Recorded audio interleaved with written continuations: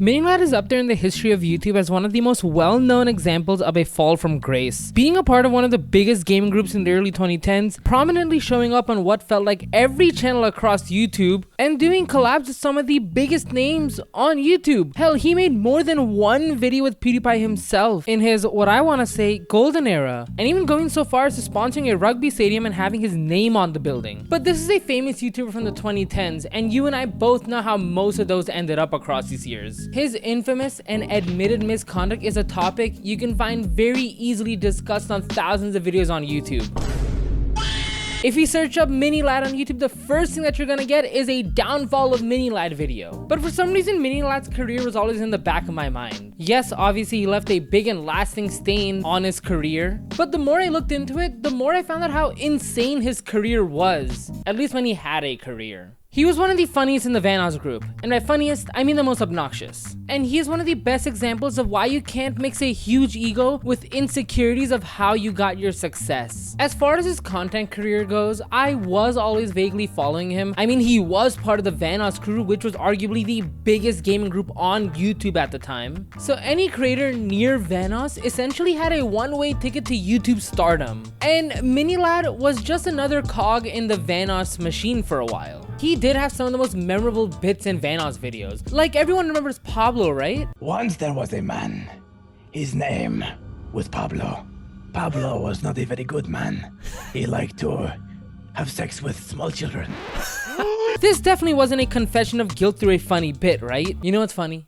The fact that there's an animated version of this leads you to believe that this could be his Draw My Life in some weird twisted way. But the thing about Mini-Lad was, he didn't like being called a part of the Vanoss group or being known as the guy in Vanoss videos. Just like how Steven Ogg is with GTA 5. With Mini-Lad, especially with hindsight, it really felt like he always wanted out of this group as fast as possible. Thank you very much.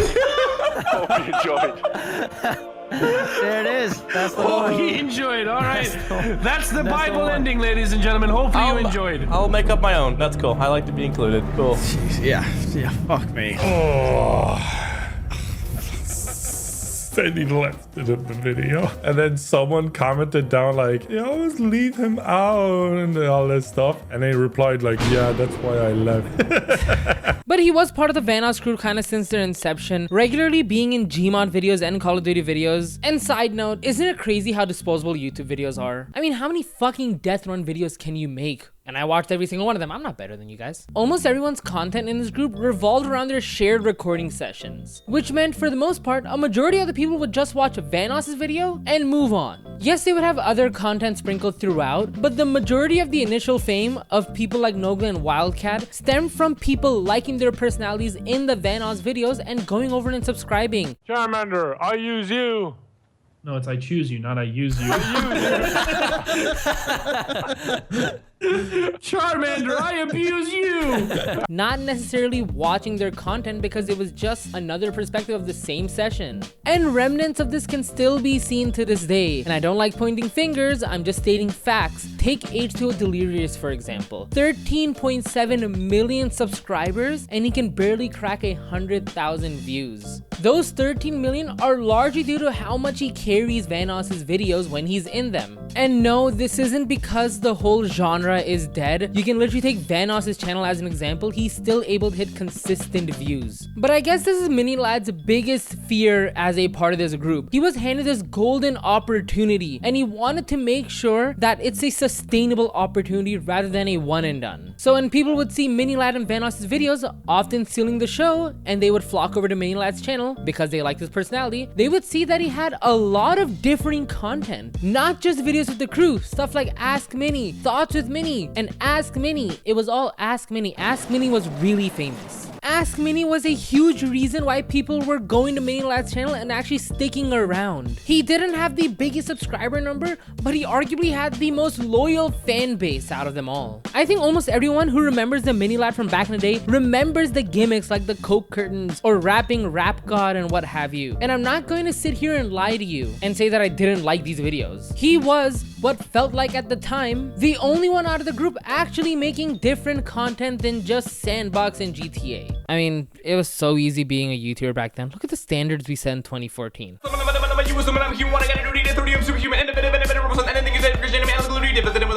I swear to God, I can't understand a single word he just said. And this is also during the era where your success is proportional to how much of your life you put out on the internet. The Ask Minis, Thoughts with Minis, and videos like the story of Mini Lad, which really deep dive into his life and career, allowed people to form a bond with his content and him, or at least the version of him that he portrayed on the internet. Because from what we know now, it wasn't anything good going on in the background. Ooh. Parasocialism was at an all-time high back in the day. Basically what had started to happen, or at least what I think happened, was that Mini Lad always felt like the odd one out in the group. That, combined with the fact that he had one of the more rabid fan bases out of the group, caused him to get this idea that he would do much better without the group if he branched off and did his own thing. And this isn't something new that we've seen. I mean, just recently we saw KSI do the same thing. Leading up to this point, Mini Lad was kind of everywhere. I was just going through his content, and my God, I didn't realize how much he was doing even while he was still part of the group. Like, he went on Smosh For You, posted that. He collabed with PewDiePie, which I still find really odd. Like, when you search up Mini Lad and PewDiePie, nothing shows up, and I thought I was going crazy until I realized it was a part of his road trip series. And like,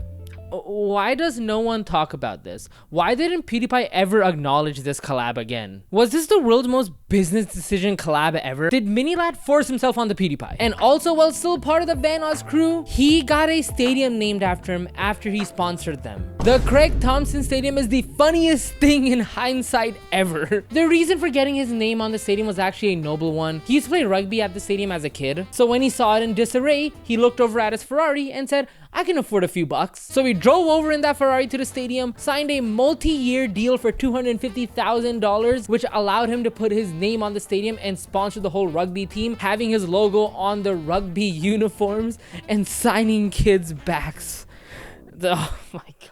Now, I don't know if it was the stadium's decision to change the name or it was Mini Lad's, and I honestly don't know which is funnier. Imagine being the kids that have a signed Mini Lad jersey. Like, I just can't stop thinking about it. This has been a thought in the back of my head ever since I saw this. He had a stadium named after him. Like, this is the biggest reason I'm making this video. It wouldn't leave my head. If you lived in Derby for a certain amount of time, you would drive across and see the fucking Craig Thompson Stadium. It's just only funny to me, like, he had a stadium. I'm sure you get it by now. Statistically, he was doing really well, so it made sense that he would branch out, but branching out wasn't really the problem. With what we know now, mostly due to the notLinker and Terrorizer Reacts channel, we know a lot more about the fallout between Mini Lad and the Vanoss crew. Or actually, mostly between Mini Lad and Terrorizer. But to put it in a nutshell, in 2018, there was a back and forth between Terrorizer and Mini Lad during one of Mini Lad's streams. He was asked why he doesn't play with Vanoss anymore, and Mini Lad said that he still played Gmod and that he doesn't want to play those games anymore. The only thing I want to ask is how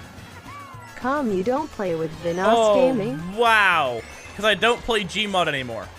That's all he does. Question done. And that's that. But in 2019, during one of Mini Lad's meme streams, he got shocked that Vanoss still played Sandbox. I also have no idea. They're still playing Gmod? Damn. After all this time, they're still playing Gmod?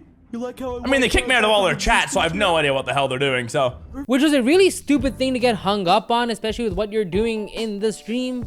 But I digress. Terrorizer was essentially asked the same question in one of his streams, and he responded that Mini Lad left the chats after being disgruntled. Why isn't Craig in the server? Because he doesn't play with us anymore. He went off and left us, and then started bad-mouthing us. So he doesn't play with us anymore.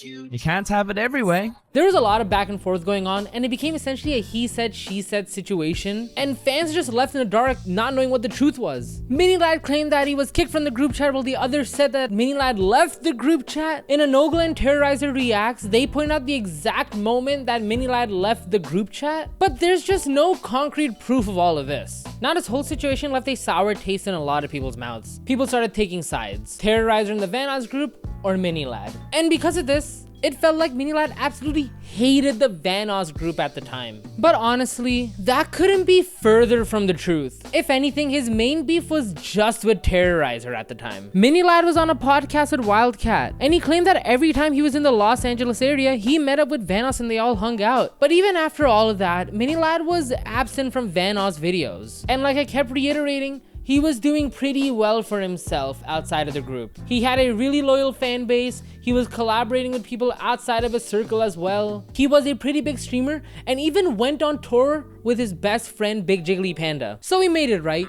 Large YouTuber, millions of fans, millions of dollars. What more do you need in life? You can effectively do anything you want at this point. But anything is still not enough for a lot of people, and I will never understand the rationale behind actions like this. When you make it, when you achieve everything you want, you lose that drive to move forward. You lose your desires and you lose your goals in life. Now, what people of sane mind do is create more goals for themselves. But a lot of people like Mini Lad essentially want to chase a forbidden fruit. The only thing I can imagine is that because their lives are so cushy, they want to add a bit of edge to it. Because that's the only way I can fathom wanting to throw your whole career away like this. In 2020, 1 year after winning the Esports Creator of the Year, Mini Lad was called out by 2 women who claimed that Mini Lad was manipulating them while those women were underage, which prompted his ex to come out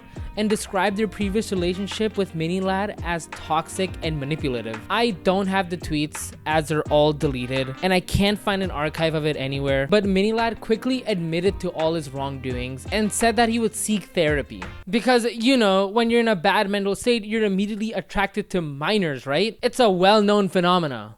Fucking loser. And in an instant, everything crumbled. His persona was dead. I'm not here to reiterate how bad this was because again, there's thousands of videos going over this on YouTube. But this is made even worse when people started drawing parallels to his most famous bit, Pablo the pedophilic plumber. I mean, what are the odds, right? Obviously, I don't know and I can never, no one can know for fact, but let's assume he wasn't a predator back then and the fame changed him.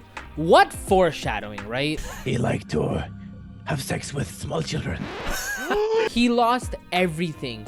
The friends that he left chasing fame could now speak out. He went completely offline, like that would solve anything. But there's just no solving this. No one will ever accept you again. He's tried coming back a few times, but his cancellation is so deep that there's not a single comment on any one of his videos that doesn't mention this. But he still has his ego and delusion. For a long time, I was very angry and sad the fact that they kept just using me. People who I used to call my friends using me for content and things like that. If you're watching this on the hate channel, hello.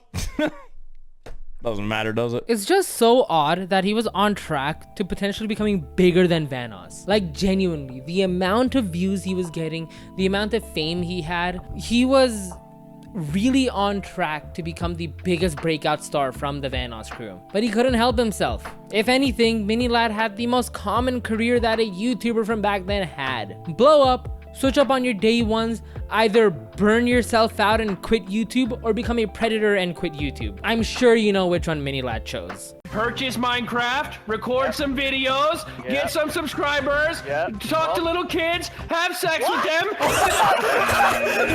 Yeah, that's about where it would end usually.